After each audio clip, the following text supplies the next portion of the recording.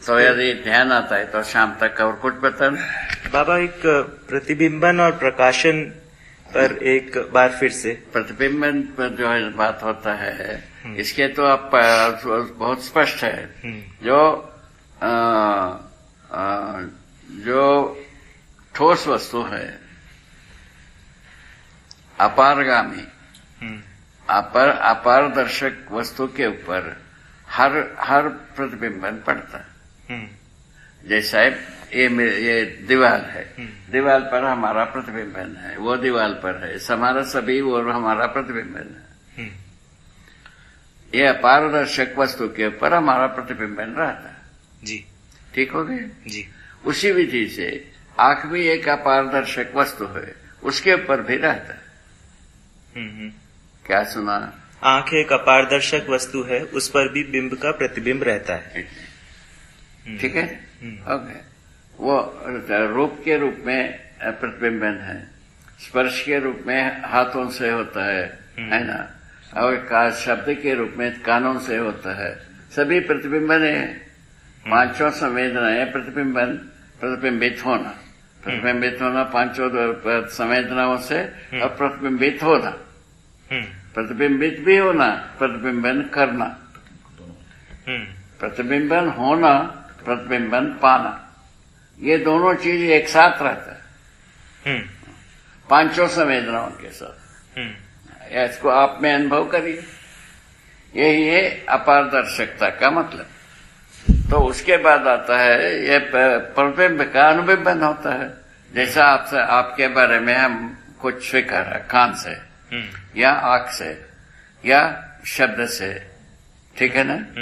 किसी विधि से पांचों संवेदनाओं में किसी बात को हम स्वीकार है, उसको हम प्रदर्शित करते ही हैं। ये अनुबिंबन हुई। हमसे जो अनुबिंबन हुआ वो आपको बताता है, वो प्रत्यनुबिंबन हो गए। इतनी ही बात, यही तो लिखा है। ठीक है। एक तो ये बात हुई। हमारा दृष्टिपाट, आंखों में जो दृष्टि है 45 डिग्री में फैलता जाता है, या 90 डिग्री में 90 डिग्री में फैलती जाती है। जितना दूर जाता है उतना विस्तार होता है। ठीक है। तो वो तो दृग बिंदु, उसके भीतर में जो आने वाला हमारा दृष्टिपाट में जो कुछ भी आता है वो दृग बिंदु हुई। हमारा दृष्टि में प्रतिबिंबित होने के लिए बस बिंदु बन गए। वो ऐसा हो करके प्रतिबिंबनकारी होता है।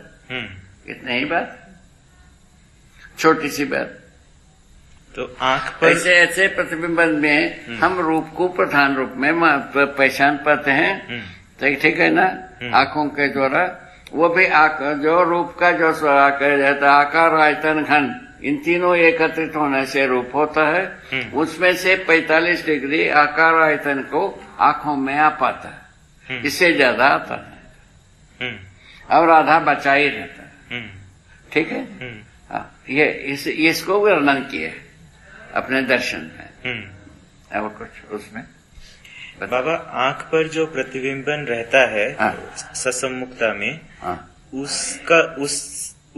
उसका जीवन उससे किस प्रकार से कनेक्टेड है? जीवन उससे कैसे संकेत ग्रहण करता है? बता तो नहीं है ना बाबा। जीवंत शरीर में ये होता है पुनः वही आप जो है ना वो उसको आगे की पीछे की जोड़ने में असमर्थता व्यक्त कर रहे हो। नहीं बाबा, जो आप कहे जीवंत शरीर में ये होता है। हाँ, जीवन शरीर को जीवंत बनाए रखता है। ये पहले आपके साथ हो चुके हैं। ठीक बात। फिर हाँ, तो जीवंत शरीर में जब आंख पे जो प्रतिबिंबन रहता है वो हो गए ना, जीवन के कारण से ये प्रतिबिंबन स्वीकार होता है। अच्छा, जीवन के कारण से प्रतिबिंबन स्वीकार होता है। मैं उसका कनेक्शन बाबा ब्रेन से देख रहा हूँ कि ब्रेन जो वो ब्रेन वैन सब जीवन से संबंधित। हाँ, तो जो आंख जो है वो ब्रेन से स्नायुओं से कनेक्टेड है ना? ब्रेन से जीवन संबंधित है। बस वो सब बात हो चुका है अब से।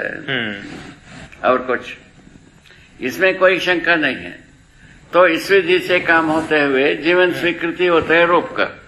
जीवन में स्वीकृति होती है, शरीर में कहीं स्वीकृति नहीं है। ना ब्रेन फ्लोरा में।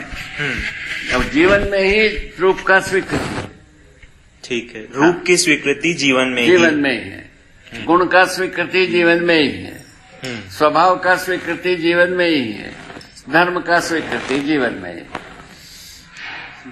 स्वीकृति सब जीवन में है।